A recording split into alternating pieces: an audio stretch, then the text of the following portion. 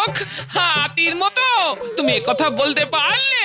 কোথায় ভাবলাম আমি তোমাকে খুশি মনে ইলিশ রেঁধে খাওয়াবো, তা না আমার সব ইচ্ছেতে জল ঢেলে দিলে।